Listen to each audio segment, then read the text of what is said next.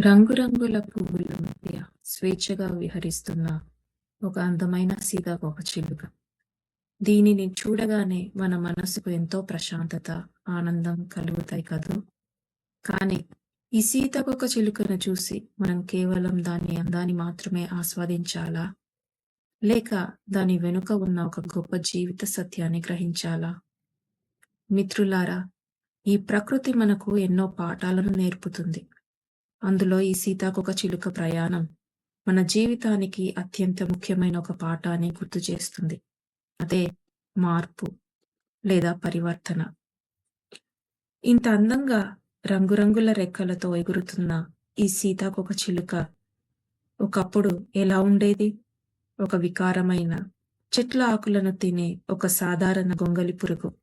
అది నేల మీద కేవలం పాకడం మాత్రమే చేయగలదు. ఎవరైనా చూస్తే అసహించుకునే రూపం దానిది. మన జీవితాలు కూడా కొన్నిసార్లు ఇలాగే ఉంటాయి. చుట్టూ ఉన్నవారు మనల్ని తక్కువ చేసి మాట్లాడవచ్చు. మన రూపం, మన ఆర్థిక పరిస్థితి లేదా మన ప్రస్తుత స్థానాన్ని చూసి సమాజం మనల్ని తక్కువ అంచనా వేయవచ్చు. నీ వల్ల ఏమవుతుంది? నీ జీవితం ఇంతే అనే మాటలు మనం వినాల్సి రావచ్చు. కానీ గొంగలి పురుగు ఎప్పుడూ తాను అందవిహీనంగా ఉన్నానని బాధపడుతూ కూర్చోదు. అది తన పని తాను చేసుకుంటూ పోతుంది. మన జీవితంలో కూడా కష్టాలు, అవమానాలు ఎదురైనప్పుడు మనం కుంగిపోకూడదు. అది కేవలం మన జీవితంలో ఒక దశ మాత్రమే అని గుర్తుంచుకోవాలి.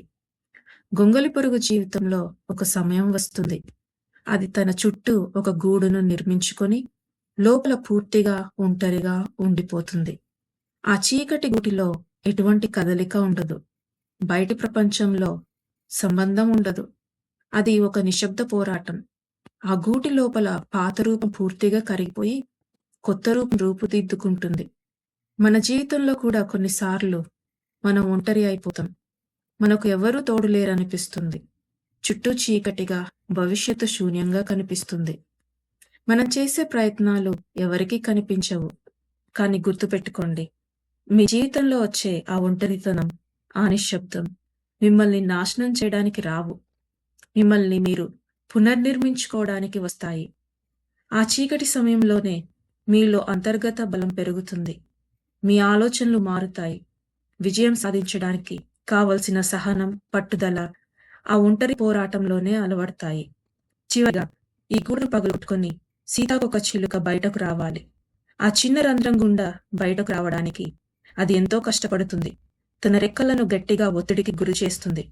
ఆ పోరాటంలోనే దాని రెక్కల్లోకి రక్తం ప్రసరించి ఎగరడానికి కావలసిన బలం వస్తుంది. ఒకవేళ ఎవరైనా జాలిపడి ఆ గూటిని ముందే కత్తెరతో కట్ చేస్తే ఆ సీతాకోకచిలుక ఎప్పటికీ ఎగరలేదు. ఎందుకంటే ఆ పోరాటమే దానికి బలాన్ని ఇస్తుంది. మన జీవితంలో వచ్చే కష్టాలు కూడా అంతే.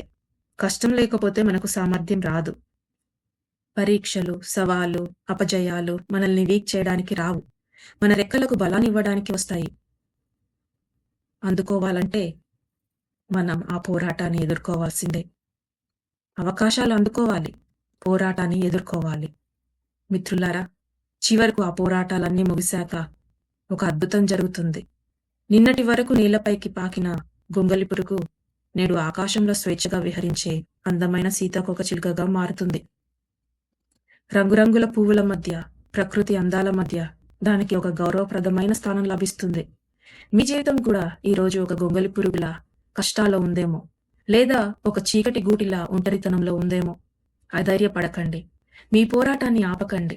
ఈ ప్రకృతి నియమం ప్రకారం ప్రతి చీకటి రాత్రి తరువాత ఒక అందమైన ఉదయం వస్తుంది.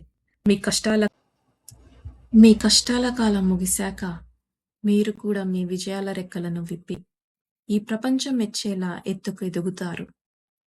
ఓపిక పట్టండి, పోరాడండి, మీ పరివర్తన కోసం వేచి ఉండండి.